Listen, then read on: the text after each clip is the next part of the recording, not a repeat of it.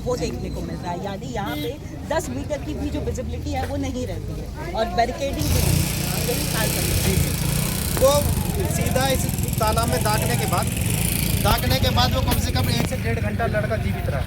उसने सबसे बचने की गुहार लगाई है। कम से कम 100 से प्लस लोग थे यहाँ पर रात। वो लड़का 11:15 बजे गिरा है और 1:40 पे मैं यहाँ आया था तो आके देखा मैंने तो पानी के अंदर कोई भी नहीं था।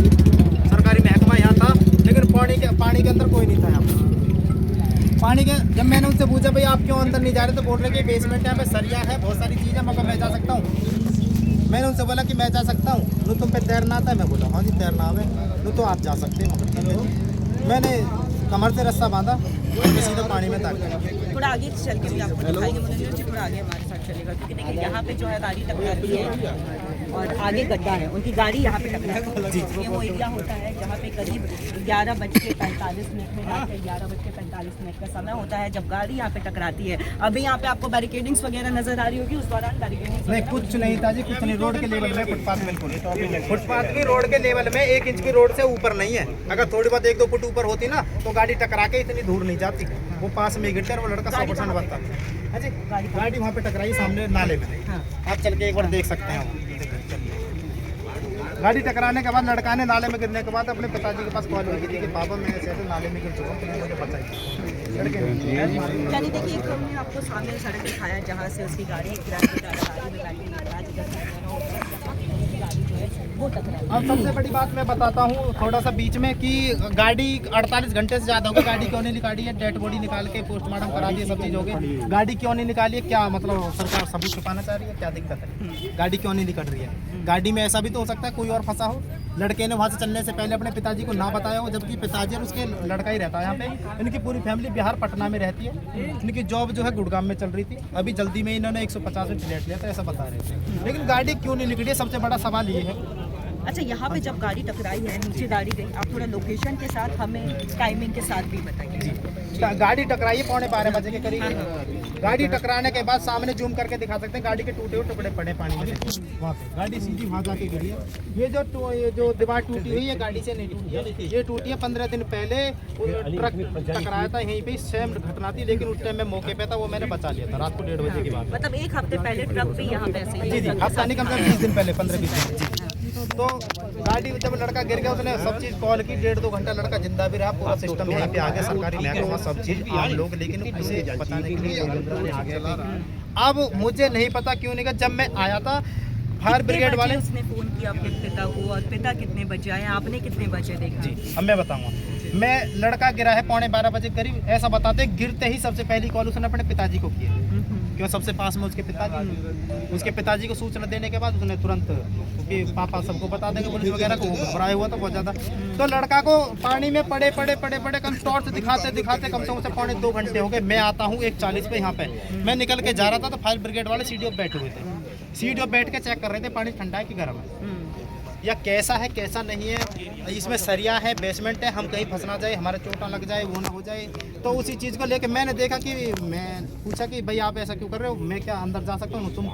तुम क्या करोगे? मगर मुझ पर तैरना है, मैं एक बार अंदर जाकर देख। अच्छा, इस पानी की अगर हम यहाँ पे मतलब बात करें, नाला है गंदा और यहाँ पे क्या सरिया है, दलदल बना हुआ है? सरिया मैं बताऊँगा जी मैम, ये लोटस कंपनी का एक बिल्डर की ज़मीन है। बेसमेंट खुदा था कम से कम डबल बेसमेंट 30 से 40 फुट गहरा। जहाँ पे तुम खड़े यहाँ तक कम से कम 40 प्लस ही होगा, क्योंकि 7-8 फुट ऊटा रोड भी है। डबल बेसमेंट खुदा था, उस अथॉरिटी ने वो ज़्यादा गहराई खोदने के कारण किसी वजह से वो सीज कर दिया था 10-12 साल पहले।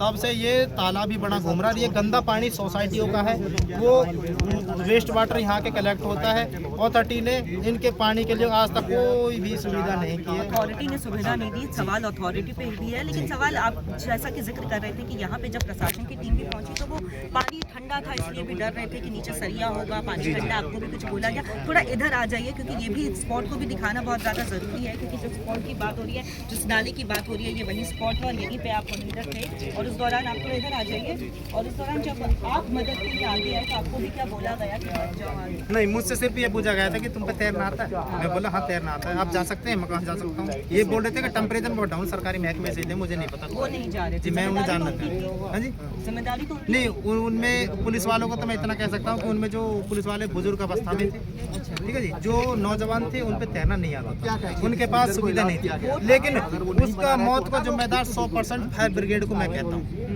ऐसा क्यों? चाहे फायर ब्रिगेड के पास सेफ्टी जैकेट भी थी, छोटी नाप भी थी, रस्सा भी था, फिर क्यों नहीं गया उस लड़के के पास?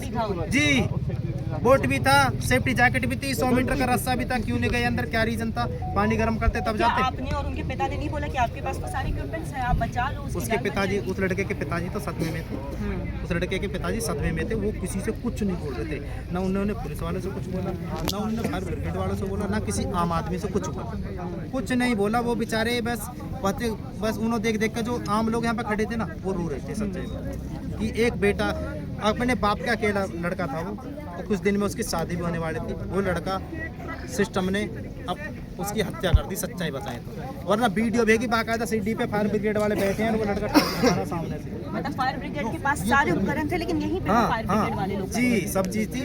मदद के लिए आगे फिर नहीं रहे। मैं बोला कि तुम साइड हटो, मैं अंदर जाता हूँ। मैं अंदर जाने के बाद मैंने कम से कम 30 से 40 मिनट उस भाई को ढूंढा। तो फायर ब्रिगेड वाले क्या बोल रहे थे जब इक्विपमेंट्स था तो क्यों नहीं जा रहे थे? कुछ उन्होंने कहा?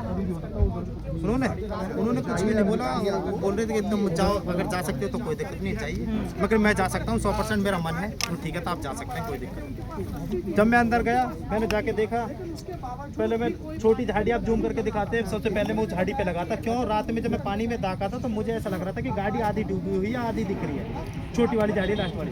वहाँ से फिर मुझे टॉर्च का इशारा दिखाया गया कि सामने जाइए बीच में, फिर मैं वहाँ गया, फिर मुझे इशारा दिया गया कि राइट में जाइए। तो जब क्यों उस लड़के ने ऐसा बोल भी मारा था कि भाई गाड़ी जो है हवा में बह रही है, प्लीज़ मुझे बचा लो। गाड़ी जो है यहाँ पे गिरने के बाद लड़का वहाँ डूबा है।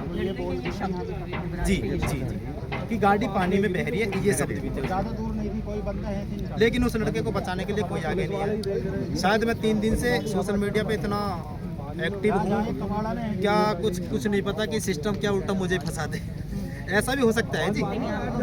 हाँ, क्यों मैं क्यों नहीं, मेरी बात सुने ना।